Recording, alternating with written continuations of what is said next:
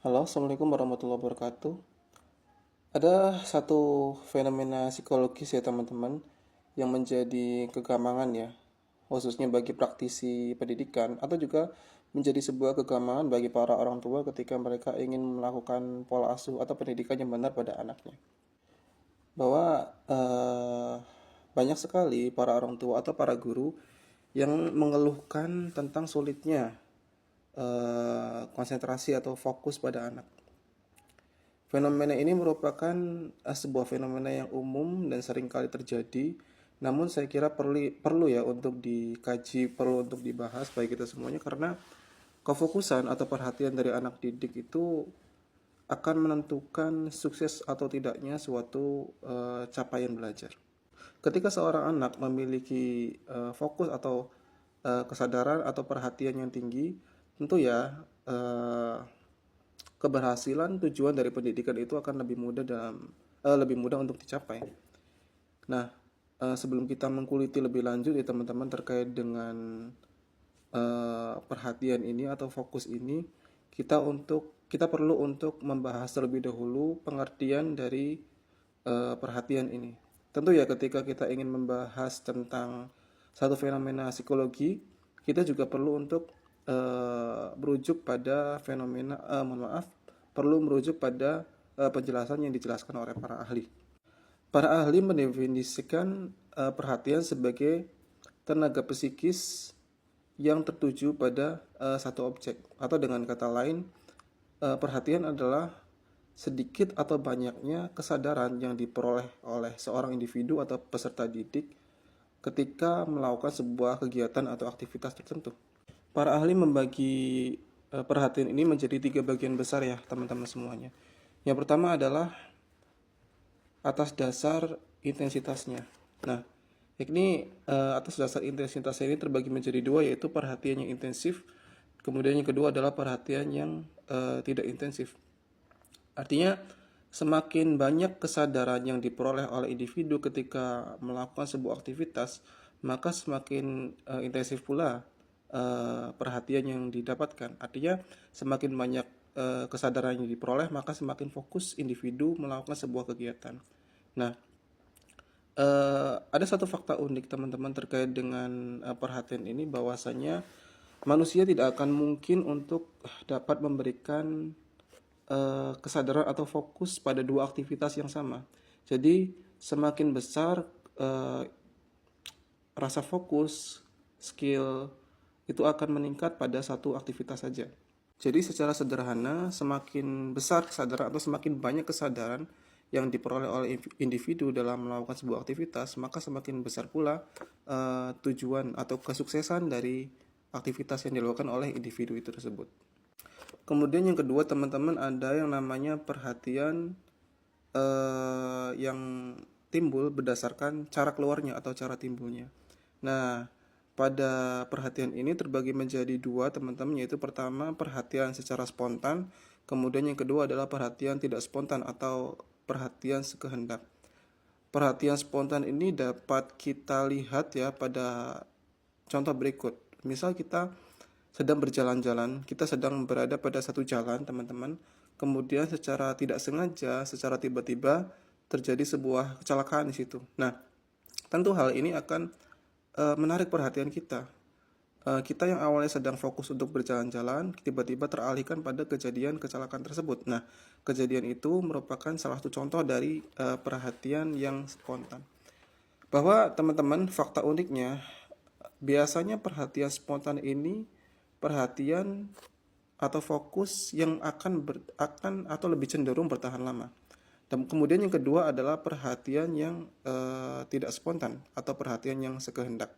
Perhatian yang sekehendak adalah perhatian yang dilakukan secara sengaja. Contohnya ketika kita ingin melakukan kegiatan belajar, ketika kita sedang berada di kelas mendengarkan materi yang disampaikan oleh guru atau dosen, itu merupakan contoh dari perhatian yang sekehendak atau perhatian yang disengaja.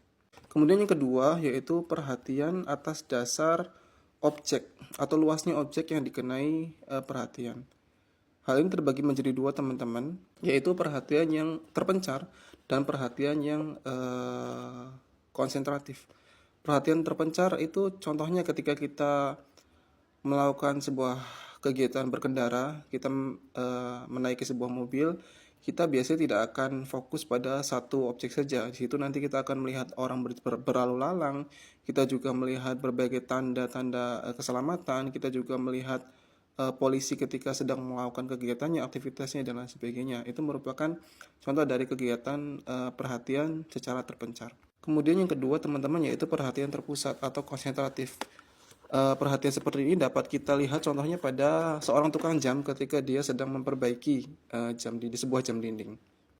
Nah, kemudian teman-teman bahwasanya penting ya dari segi praktis untuk mengetahui apa saja sih hal-hal yang sekiranya menarik perhatian seorang individu itu. Jika kita melihat hal ini, kita bisa membagi dari dua hal ya teman-teman. Yang pertama adalah dilihat dari objek yang diperhatikan, kemudian yang kedua adalah dilihat dari subjek yang memperhatikan. Pertama, jika kita lihat dari segi atau sudut pandang objek yang diperhatikan ya, biasanya teman-teman hal yang menarik jika kita melihat dari objek yang diperhatikan itu adalah hal-hal yang di luar dari konteks atau hal-hal yang berbeda dari lainnya. Contohnya, ketika kita melihat sekumpulan orang semuanya menggunakan kaos putih atau berbaju putih, namun kita melihat satu orang yang menggunakan baju merah, nah itu akan menarik perhatian. Atau contoh lain, ketika kita melihat teman kita yang biasanya pendiam, tiba-tiba dia menjadi periang. Atau sebaliknya, kita melihat teman kita yang biasanya ekstrovert, biasanya periang, biasanya ceria, tiba-tiba menjadi kepribadian yang pendiam. Itu dapat menarik perhatian. Kemudian yang kedua yaitu jika dipandang dari segi subjek yang memperhatikan.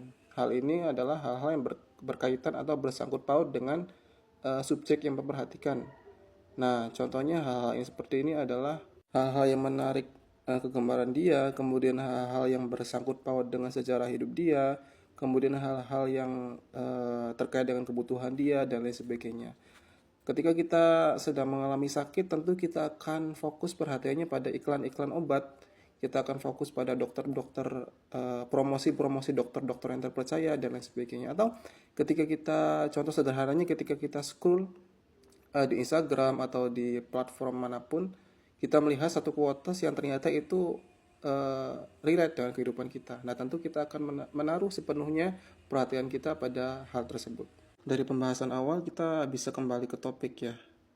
Lantas bagaimana caranya untuk mendapatkan perhatian dari peserta didik atau anak yang akan kita berperan sebagai objek didik? Yaitu yang pertama adalah kita sebagai pendidik perlu untuk mengusahakan perhatiannya secara intensif. Jadi semakin intensif seorang anak itu mendapatkan perhatian, maka semakin fokus pula kegiatan belajar yang ia dapatkan. Oleh karena ia fokus, maka tujuan pendidikan akan semakin mudah untuk dicapai. Atau dapat ketika kita ingin menyampaikan sebuah materi kepada objek didik, kita juga dapat memberikan materi itu secara spontan. Seperti yang sudah kita bahas di awal bahwasanya biasanya teman-teman perhatian yang timbul secara spontan biasanya akan bertahan cenderung lebih lama gitu. Dapat juga ketika kita melakukan kegiatan belajar mengajar, kita dapat mengaitkan ya materi pelajaran itu terhadap kepribadian dalam diri anak. Jadi ketika anak merasa bahwasanya materi pelajaran yang ia ambil itu ternyata relate dengan kehidupan dia, biasanya dia akan menaruh perhatian dia sepenuhnya. Itu saya kira yang bisa saya sharing pada video kali ini. Apabila teman-teman ingin memberikan komentar atau teman-teman ingin menambahkan atau teman-teman ingin memberikan saran, saya persilakan di kolom komentar ya. Sekian saja dari saya. Assalamualaikum warahmatullahi wabarakatuh. Ciao.